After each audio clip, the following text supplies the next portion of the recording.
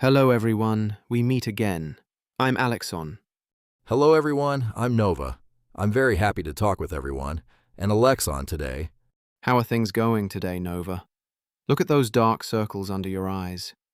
Did you suffer from sleeplessness again? You're so sharp. Actually, I stayed up until nearly 3 a.m. last night. I just kept tossing and turning. Let me guess, glued to your phone scrolling through TikTok and Facebook. With that repetitive routine, no wonder you feel completely exhausted. That's not it. Last night, I randomly stumbled upon an article titled, "What if your whole life is never glorious?" Somehow, that sentence just got stuck in my head. Looking at myself, in my mid-20s, working 8 hours a day, coming home to a boxed meal with barely any savings, I asked myself, what if my life just stays ordinary like this forever? Would it be completely meaningless? To be honest, you are not alone in this. Lately, wherever I go, from local coffee shops to social media platforms, people are constantly bringing up this topic. It has become a collective anxiety. But before we dive deeper, let me ask you a sincere question, Triette. In your opinion, what truly defines a glorious life? I think, at least there must be something tangible for people to look up to, right? For example, buying a house before turning 30, being promoted to a managerial position, or owning a business, or at the very least, having an impressive job title to introduce myself to others. Ha ha ha ha ha. That sounds so familiar. Your definition is precisely the packaged concept that modern society sells to young generations every single day. Today, let's sit down and unpack this fear together. Let's see if failing to be glorious in that specific way is truly the end of the world. But don't you genuinely feel the pressure? Nowadays, whenever I open my phone, I see my friends showing off prestigious certificates, traveling abroad, or climbing the corporate ladder rapidly. Looking back at myself, wearing a faded jacket, riding a motorbike through traffic until exhaustion, holding a plain loaf of bread, sometimes I can't help but feel my life is so miserable. You are making a classic mistake of this era. You are comparing your chaotic, imperfect backstage with the most brilliant on-stage performance of others on the internet. But they must have achieved it to show it off, right? True, they only showcase what they have. However, they are only revealing the top 1% of the iceberg. Does anyone post about being reprimanded by their boss, staying up all night chasing deadlines until their hair falls out, or drowning in debt? No. Social media is an artificial stage, and you are inappropriately taking those stage standards as a benchmark for your real life. That is exactly where your insecurity stems from. What you say makes sense, yet the anxiety lingers. I used to be a child full of grand dreams, and my academic performance back then wasn't bad either. But as I grow older, I feel increasingly invisible. My surroundings turn completely gray due to the crushing weight of expectations from both my family and society. That is because you are being subtly manipulated by hidden standards. We are brainwashed into thinking that if we don't achieve massive success or a breakthrough before 30, we are incompetent failures. But who established that rule? Nobody. Society constructs these rigid milestones, and we willingly chain our own feet to them. So, from your first principles perspective, why are humans so obsessed with becoming special? Isn't it much more peaceful to just live an ordinary life? Let me break it down for you through 3 lenses. It might actually give you some peace of mind. First is the lens of money and suffering. People claim money is the ultimate measure of worth. But from a philosophical or Buddhist perspective, human existence is bound to 4 sufferings: birth, old age, sickness, and death. We cannot choose our birthplace, and aging or falling ill is inevitable. When you refuse to accept these inherent sufferings of life, you tend to frantically chase a fake glory via wealth and status just to mask your internal insecurity. So you mean we try to show off just to forget the harsh reality that we will eventually grow old and fall ill? Exactly. The second lens belongs to psychology, specifically Maslow's hierarchy of needs.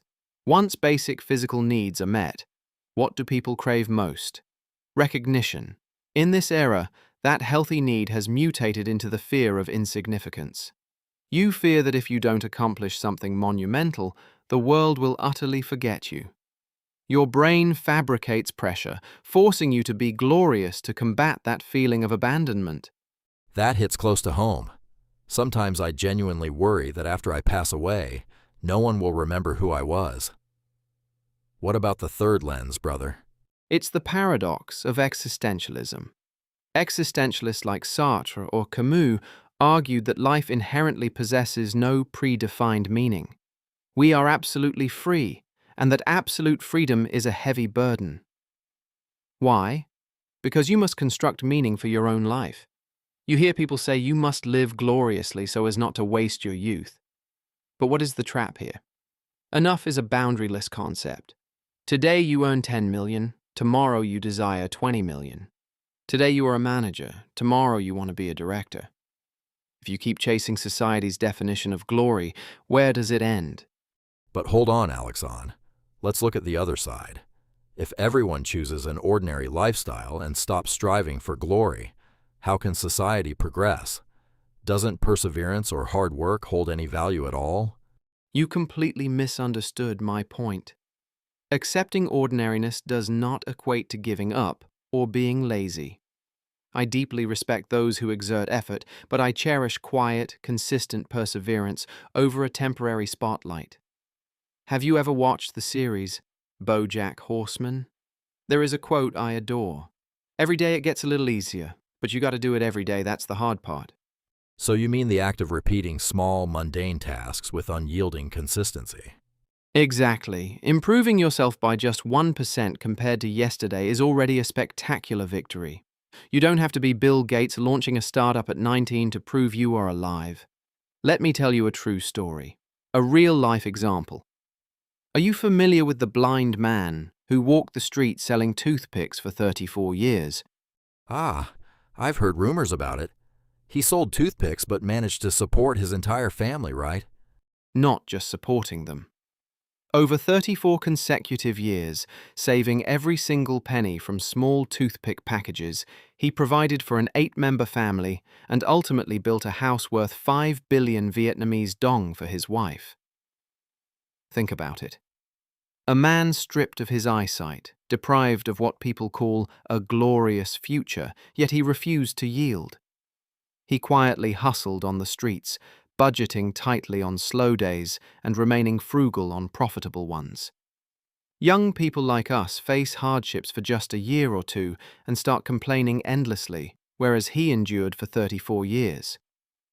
To me, that silent dedication is 10,000 times more glorious than any flashy post on social media. Hearing this suddenly makes me feel a bit shallow. I've been so hyper-focused on other people's wallets that I completely overlooked the immense power of individual willpower. That's why I emphasized that to survive this era of toxic expectations, you must equip yourself with psychological coping strategies. What strategies, brother? Please teach me, because lately, my mind constantly feels like it's on the verge of exploding. First, detach yourself from outcomes and learn to embrace uncertainty. When you rigidly set goals like earning a $30 million salary or buying a house by 30, you are practically handing the keys to your happiness over to external circumstances. Focus heavily on the process. Do your absolute best with what is within your control today. Second, disconnect from vague societal standards. Stop comparing. Your life is yours to walk. Why on earth would you use someone else's ruler to measure your own journey? I can definitely implement this. Maybe tonight I'll delete those showy apps to clear my mind. Anything else, brother? Third, derive joy from small completed tasks. Instead of staring at a distant finish line and feeling discouraged, find happiness in finishing a high-quality report today or cooking a proper meal after coming home early. Think of those ride-hailing drivers. They drive all day until exhaustion, yet at the end of the day they happily offer a free ride to a poor student or a patient. In that specific moment, they are the most radiant individuals. And finally, Practice self-compassion. Constantly blaming yourself won't make you wealthier or smarter.